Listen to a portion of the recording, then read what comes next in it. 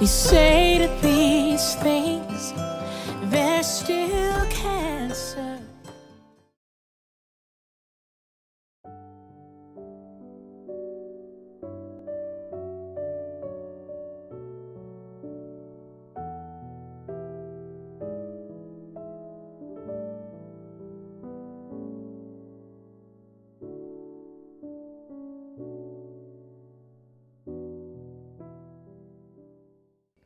제가 지난 휴가 동안에 호주에서 대표적인 대형 교회에 방문을 해서 주일 예배를 드렸습니다.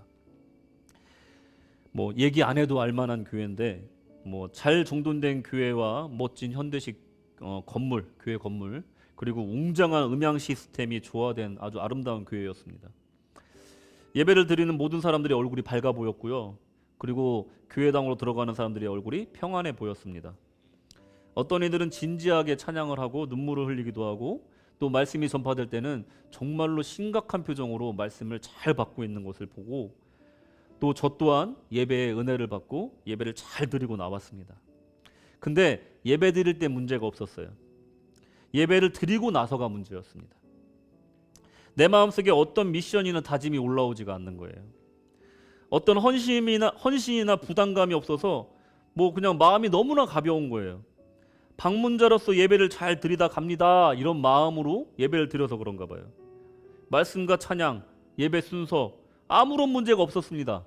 하지만 마음속에 공허함을 숨길 수가 없더라고요. 그냥 마음이 텅 빈 느낌이 들더라고요. 예배 드리고 나니까. 이게 남의 교회 다니는 사람이 느끼는 공허감일까? 그런 생각이 들더라고요. 남의 교회 가서 느끼는 공허함, 그게 아닐까? 여러분들 어떻습니까? 오늘 예배 드리는 여러분들 마음 어떻습니까? 예배를 드리고 나면 거룩한 부담감이나 사명감이 차오르십니까? 아니면 남의 교회에서 예배 드리는 저의 마음과 비슷한 그런 감정이 일어나십니까? 아직도 구세군 시드니 한인교회가 내 교회가 아니다고 생각하는 분이 혹시라도 계십니까? 그 좋은 환경에서 세련되게 주일 예배를 드리고 혹시라도 아무런 참회의 마음이나 또는 헌신이나 아무런 사명감을 느끼지 못한다면 이런 거랑 마찬가지라는 거예요. 잘 들어보세요. 십자가는 나도 모르겠고, 자기를 부인하는 사람 모르겠고, 여기가 좋사오니, 찬양이 좋사오니, 설교가 좋사오니, 교제가 좋사오니, 여기가 좋습니다 하나님 하고 말하고 있는 건 아닌지 생각해 보시라는 거예요.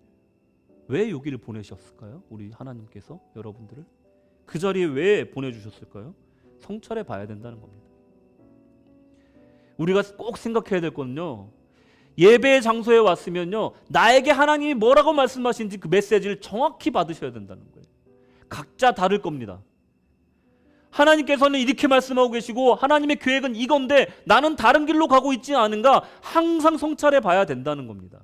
그래야 우리 신앙이 제자리에 갈 수 있고 또 성장할 수 있고 열매를 맺을 수 있다는 거예요. 아직도 남의 교회 다니고 계시면 안 된다는 거예요. 메시지를 잘 받아야 된다는 취지에서 갑자기 진지한 얘기하다가 재밌는 얘기 하나 해드릴게요. 뭐냐면, 얼굴 푸세요. 재밌는 얘기 할 거예요. 네, 너무 심각하게 보시면. 어느 결혼식장에서 사회자가 사회를 보고 있었습니다. 근데 어느 사관님이 토요일이니까 주일 설교 준비도 해야 되고 바빠서 그냥 축사만 이렇게 그 사회자한테 전달을 했는가 봐요. 그리고 또 평소에 친한 신랑 신부니까 그냥 넘어가기가 힘들어서 그 축사를 보냈는가 봐요. 그런데 여러분, 예식장이 좀 어둡잖아요. 또 그 사회자가 저처럼 이렇게 노안이 생겼나 봐요.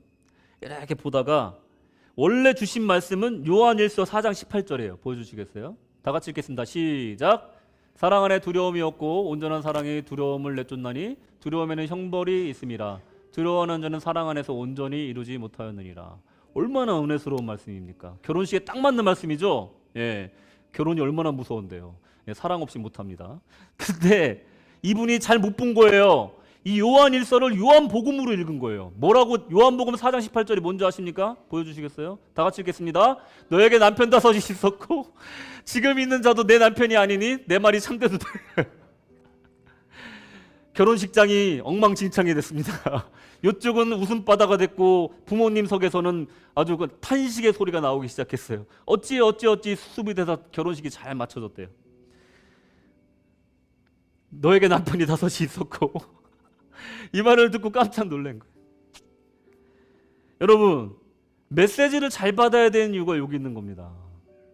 하나님은 지금 요한 1서를 말씀하시면서 사랑에 두려움이 없다라고 말씀하고 계신데 우리는 요한복음을 바라보면서 너에게 남편이 다섯 있었고 이러고 있을지도 모른다는 거예요.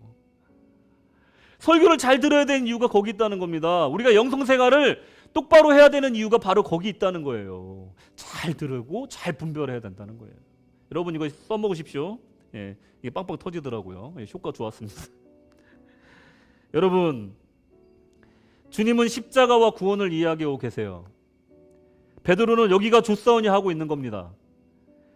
나는 남의 교회 보듯이 우리 교회를 보고 있는데 교회에서는 장사관이 1년 내내 예배와 삶의 일치를 얘기하고 있어요. 근데 나는 남의 교회 보듯이 보고 있단 말이에요. 지금 주님과 소통이 제대로 되고 있는지 깊은 성찰이 필요하다는 겁니다.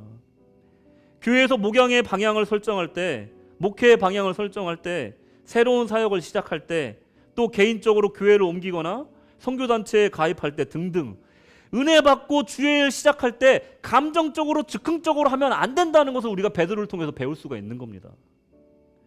내가 은혜 받았어요. 막 놀라운 경험을 했어. 그러니까 뭐라도 해야 될 것 같아. 막 기도도 안 해보고 즉흥적으로 뭔가 일을 해야 될 것 같아서 했어. 그게 하나님의 뜻인지 아닌지에 대해서는 분명히 기도하고 성찰할 시간이 분명히 필요한데 일단 시작을 한 거예요. 안 되죠. 당연히 안 되죠. 여러분들이 은혜 받았다고 해서 너무 즉흥적으로 일을 시작하시면 안 된다는 겁니다. 하나님의 뜻이 어디 있는지, 주님이 무엇을 원하는지, 주님의 계획과 합당하게 맞는지 생각해 봐야 된다는 거예요. 주님이 알려주시기를 위해서 오랜 시간 묵묵히 기도하셔야 된다는 거예요. 여러분이 사업체를 시작할 때도 마찬가지입니다. 진로를 결정할 때도 마찬가지입니다. 직장을 구할 때도 마찬가지예요. 자녀들의 문제를 통해서 기도할 때도 마찬가지입니다. 베드로처럼 은혜 받았다고 해서 그냥 여기다가 조사오니 초막셋을 짓고 이러면 안 된다는 거예요. 하나님이 원하시는 방향이 무엇이냐, 그것에 대해서 진중하게 기도하는 시간을 꼭 갖고 시작하셔야 된다는 겁니다.